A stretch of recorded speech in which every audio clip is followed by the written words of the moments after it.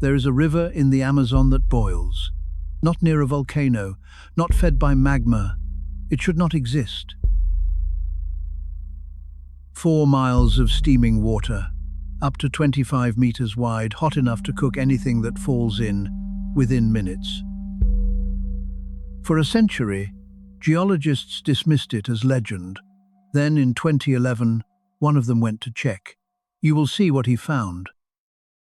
The locals call it Shanay-Timpishka, boiled by the heat of the sun. Science calls it the boiling river of Mayantuyaku. And the water is not just warm. Researchers measured up to 99 degrees Celsius at the springs that feed it. Fall in, and there is no swimming out. Small animals that slip from the banks are cooked before they can reach shore. The legend begins with gold. Conquistadors chased a city of it into the Amazon. The survivors spoke of a river that boiled.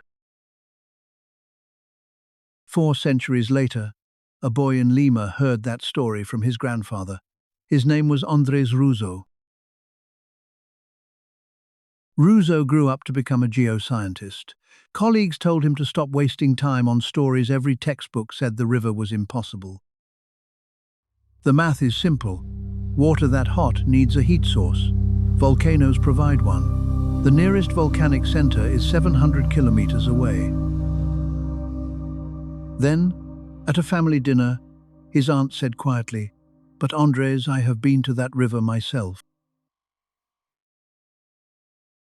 In November 2011, she led him through the jungle to Mayantuyaku. He walked in with a thermometer and low expectations. The first reading came back at over 80 degrees. Reading after reading, kilometer after kilometer. The legend was a measurement. The shamans allowed his study on one condition: respect. The river, they say, belongs to Yakumama, mother of the waters. At the source sits a giant boulder shaped like a serpent's head. Warm water pours past it like breath. So where does the heat come from, if not a volcano? The answer runs under your feet everywhere on Earth. The deeper you go, the hotter the rock, roughly 25 degrees for every kilometer down. Geologists call it the geothermal gradient. Rain falls on the Andes and the jungle.